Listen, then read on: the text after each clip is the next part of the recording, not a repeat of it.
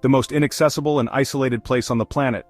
The Earth still hides remote places from civilization that do not want to be found. There are still such corners that the planet itself protects from invasion. These are the places untouched by the march of progress, where nature still reigns supreme, where the very elements conspire to keep humanity at bay. Places that whisper tales of hardship and resilience, of breathtaking beauty and untamed wilderness. Today on the Top Facts channel we will visit the most inaccessible and isolated places on Earth, amazing in their natural beauty and purity. Places so remote, so unforgiving, that to set foot in them is to truly stand on the edge of the world. Our journey begins in the vast expanse of the South Atlantic Ocean, where towering waves crash against the volcanic slopes of Tristan da Cunha.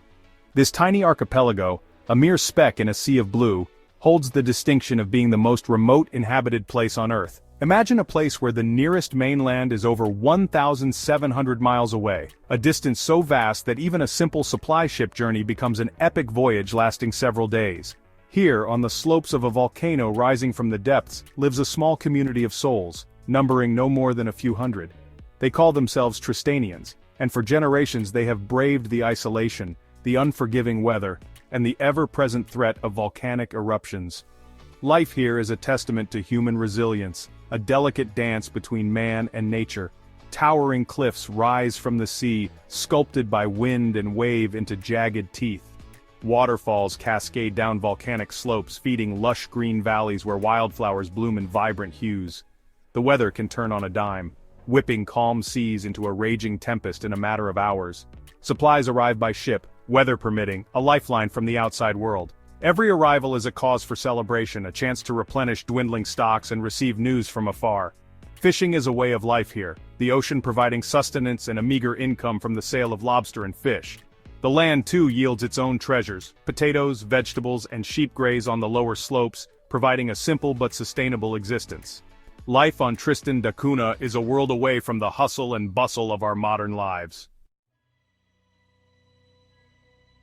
From the windswept isolation of Tristan da Cunha, we journey now to a place even more remote, more inhospitable and more mysterious, the Mariana Trench. Here, in the western Pacific Ocean, lies the deepest point on Earth's surface, a place known as Challenger Deep. Imagine a chasm so deep that if you were to place Mount Everest at its bottom, the peak would still be submerged by over a mile of water. The pressure at this depth is unimaginable, over 1,000 times greater than at sea level, enough to crush even the most robust of man-made vessels. The Mariana Trench is a place of perpetual darkness, where sunlight ceases to penetrate just a few hundred feet below the surface. Here, in the cold, crushing depths, lies a world unlike any other on Earth, a world of bizarre creatures adapted to survive in conditions that would be instantly lethal to us. Exploring this alien realm is a feat of extraordinary engineering and human courage. Only a handful of manned submersibles have ever ventured to Challenger Deep, each descent a testament to our insatiable thirst for knowledge. As they descend, the water pressure increases relentlessly, the darkness becomes all-encompassing and the temperature plummets to just above freezing.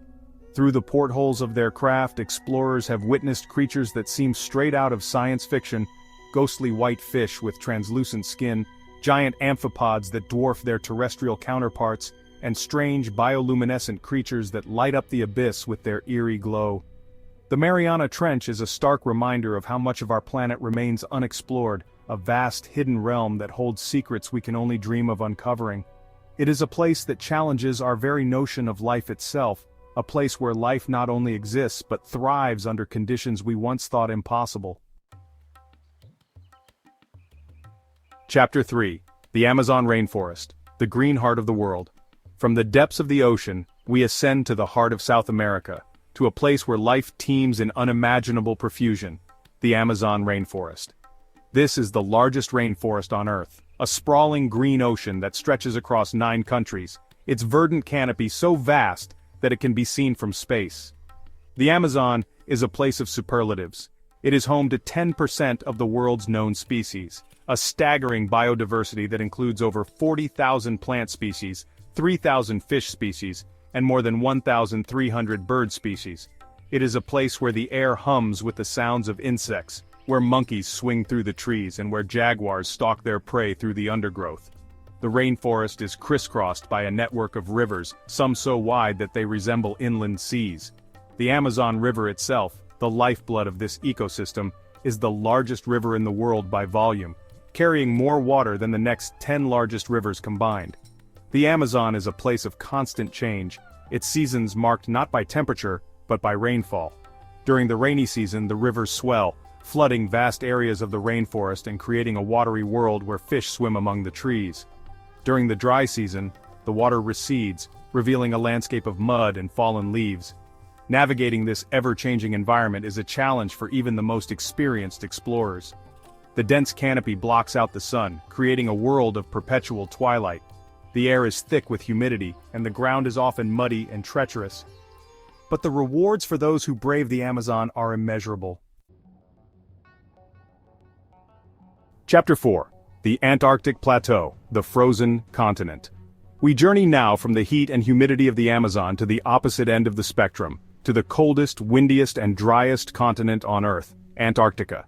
Here, at the southernmost tip of our planet, lies a vast, icy desert known as the Antarctic Plateau. Imagine a place where temperatures can plummet to -100 degrees Fahrenheit, where winds howl across the ice at over 200 miles per hour, and where the sun disappears for months on end during the long winter. This is the Antarctic Plateau, a place of extreme isolation, where only the hardiest of creatures can survive. The plateau itself is a vast dome of ice, averaging over 2,000 meters, or 6,500 feet above sea level. It is so high and dry that it receives less precipitation than the Sahara Desert, making it one of the driest places on Earth. The conditions here are so extreme that they push the limits of human endurance. Scientists who work on the plateau must endure months of isolation, darkness, and extreme cold. They must also contend with the dangers of altitude sickness, hypothermia, and frostbite. But despite its harsh conditions, the Antarctic Plateau is a place of breathtaking beauty. The ice sheet stretches as far as the eye can see, its surface sculpted by wind into intricate patterns of ridges and valleys. The sky above is often ablaze with the colors of the aurora australis, a spectacular light show caused by charged particles from the sun interacting with the Earth's atmosphere. Chapter 5. The Gobi Desert, the Ocean of Sand. Our final destination takes us to the heart of Asia, to a vast expanse of sand and rock known as the Gobi Desert. Spanning over 500,000 square miles, the Gobi is the largest desert in Asia and the fifth largest in the world. The Gobi is a place of extremes. Temperatures can soar to over 104 degrees Fahrenheit or 40 degrees Celsius during the day, only to plummet below freezing at night.